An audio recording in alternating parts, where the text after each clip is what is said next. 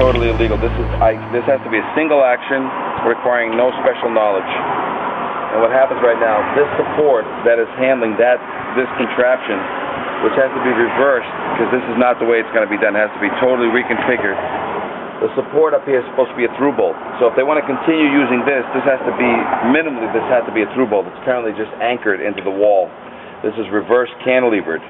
Too much weight for this kind of system here. So this is kind of a red zone right now. This is going to hurt or kill somebody right now because this is totally illegal what's going on here, and this has to be reconfigured. As we go back to the other side, we're also going to be checking, as required, we're also going to be checking standpipes. So this is where I come now and start looking at how the rails look, how the treads look. And if you see the treads, now these treads are all square head bolts. Okay? And if you look at it, I'm going to have to double check to make sure there's no rust in here. And this is, here right here, see the rust? And this is a perfect indicator of what goes on. Here I have the nut still here because the paint has caked it on. There's space in here, as you can see, when I bring my hammer out here. So right now this fire escape has treads that will not bear the load. And okay, and on the other side the nut is still on the inside, on the outside.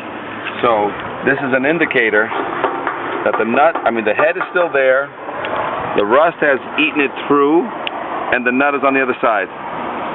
So this fire escape now, as I go up, I must hammer test as I go up, because this hammer test is for my own safety. So what I'm going to do is have you come over to this side. I'll pass through.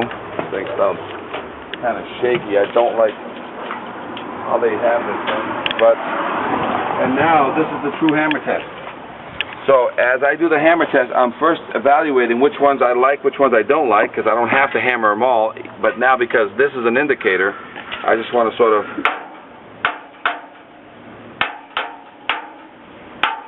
as you can see, the blow, this one, the blow doesn't have to be huge.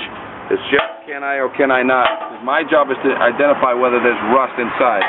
As soon as I've identified that there's rust inside, I grab my yellow spray, and yellow spray means fix that tread. The other side is pretty good condition, but if it has gone and broken the bolt and it's dangerous, it could hurt or kill somebody, it's got to go red. So that one goes red. So I'm going to ping pong my way up the stairs, check rail connections, check everything, and just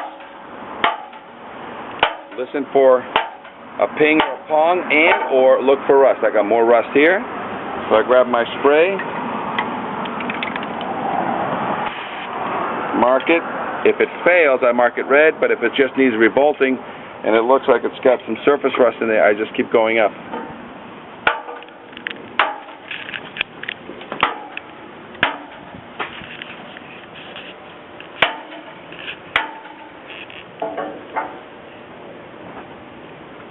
I can use my chipping hammer, which I have here, and I can chip into it. There's a lot of rust to build up, and I can use that to mark violation. You need a good bag. You need to mark.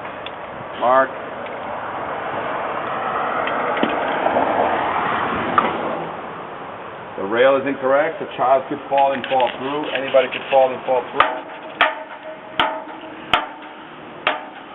So, two things I'm looking for. Movement, and I'm looking for rust buildup. The rust is there. It gets marked. Anybody who comes and does the work has to fix everything I marked plus some. So it's just not what I marked. Their job is to repair above and beyond what I've marked. So I've got all the cement falling, all this cement's falling, and all that cement's falling. And I can either mark it from below or I can mark it from above, depending on my position. And again, I'm only going to inspect this far and not the whole fire escape.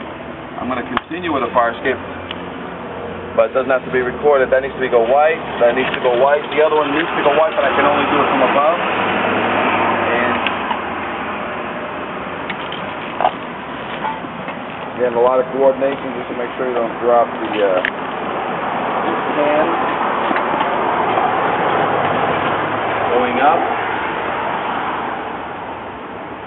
The only thing left now is I got to look for rail connection issues, stringer connections, and this thing's not even connected. The stringer's not connected, so this whole fire escape staircase is not even connected up here.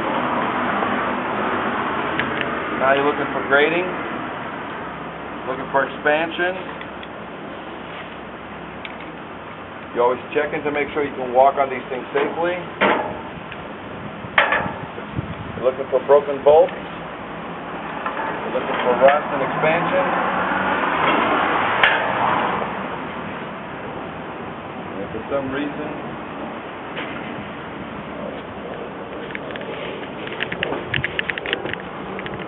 and whenever you have somebody, you have a double, always make sure that your double stays safely in such a way that you're not loading the fire escape for too many people. Again, if it's cement related, I got to go white. If it's support related, I got to go yellow.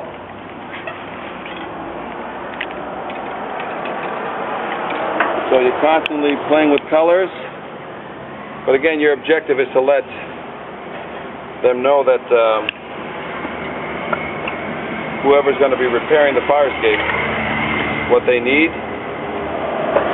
This sliding door technique might be an answer to some of the door blockages downstairs.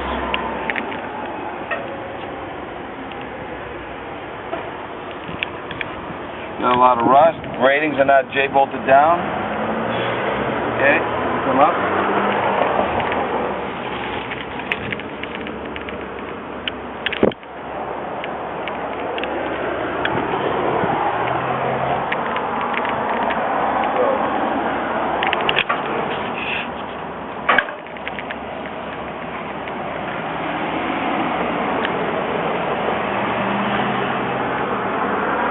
Cisco. Yep. So we've got cement, we've got connections, this railing is loose, we're going white, we're going yellow, we're looking for things that are missing which would not have been to code. They would normally close off. Even with a couple of slats similar to the outside is sufficient to bring it back to at least match the other minimum rail code. And that's it. That's all you need to do on these fire escapes is check your rails, check your grading, check your supports, check your treads, check your stringers, check your rail stringers, check your cement. And if you go down the list, this fire escape just repeats itself going up. Then you just have to repeat itself going up. So whatever I just said about the lower ones, I'm now going to do for these ones going up.